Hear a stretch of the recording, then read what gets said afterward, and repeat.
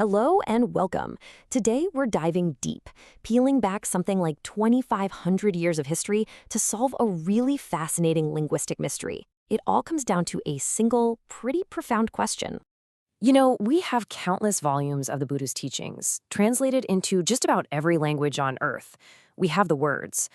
But what did those teachings actually sound like? What was the texture, the rhythm, the actual voice that first spoke them in the towns and forests of ancient India? To even begin to find out, we have to go back to the world he lived in. So, to understand the Buddhist choice of words, you first have to understand the world of sound he was born into. And that world was really defined by a deep split between two major language families. On one side, you had Sanskrit. This was the elite, highly structured, almost perfect language of the priestly, educated class. And on the other side, you had Prakrit, which wasn't one language, but a whole family of natural, everyday languages that were spoken by, well, everybody else. And this wasn't just about grammar. This was a deep cultural and social divide. And this contrast gets even sharper when you really look at the details. So Sanskrit, its name literally means refined or perfected, was the language of power. It was used by Brahmin priests for these incredibly complex rituals and high-level philosophy.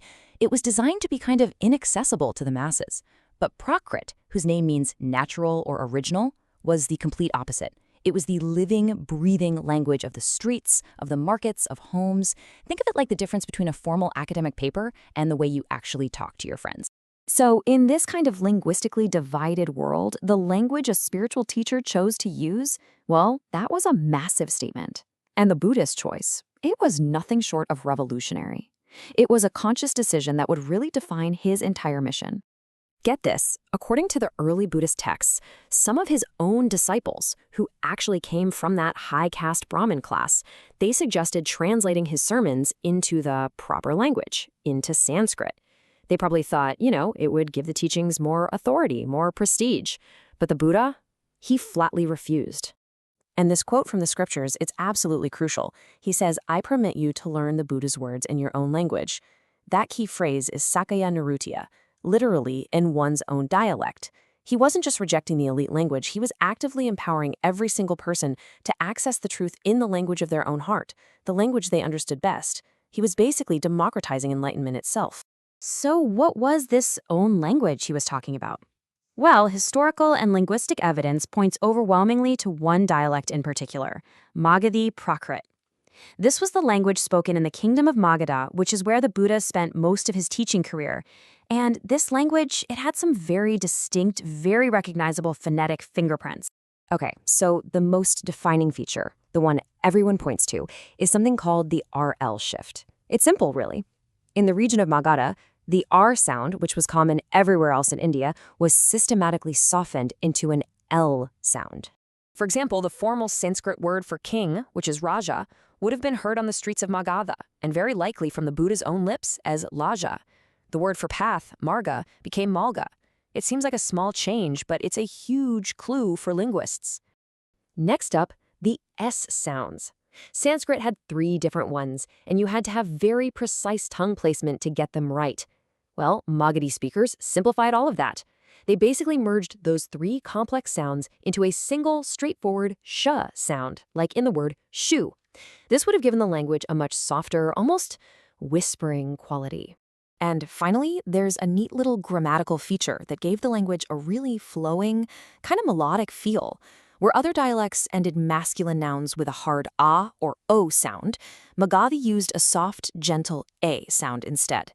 So the word for the truth or the teaching, which in the scriptural language Pali is Dhammo, would have been pronounced Dhamme by the Buddha. Now you might be thinking, okay, this is all fascinating linguistic theory, but where's the actual proof?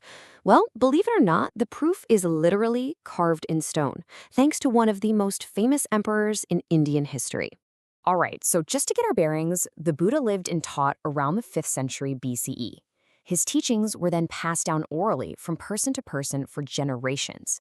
The key link for us comes about 200 years later with Emperor Ashoka, who unified most of India and decided to spread the Buddha's message across his entire empire. And this is the key date, the 3rd century BCE. This is close enough to the Buddha's own lifetime that the spoken dialects hadn't changed all that dramatically. So what Ashoka did gives us this incredible linguistic snapshot of that specific period. And here it is, our smoking gun. Ashoka had his royal decrees, his edicts, carved on these massive pillars and rocks all over India. And crucially, he didn't use the elite Sanskrit. He used the local Prakrit of each region. And when we look at the edicts found in that old Magadha territory, what do we find? The word for king is carved as Laja. Those soft I endings are there, the sibilant changes are there. It's the physical, undeniable confirmation of everything we've just been talking about. Okay, so now that we have the rules and we have the physical evidence, we can do something pretty remarkable. We can take a famous phrase from the scriptures and reconstruct how it most likely sounded when the Buddha himself actually spoke it. But first, a quick but really important clarification. The language of the early Buddhist scriptures is called Pali, and a lot of people assume that this was the Buddha's language. But scholars now are pretty sure that Pali was a kind of refined literary hybrid, a sort of standardized common tongue created specifically to preserve the teachings. It's close, for sure, but it's not the raw spoken Magadhi of the streets. So, let's take that well-known blessing, may all beings be happy. In the scriptural Pali, it reads, Sabe sata bhavantu sukhitata. Now, let's apply our Magadhi sound rules. Those hard S sounds soften to shh. The reconstruction sounds more like this. Shabe shata bhavantu shukitata.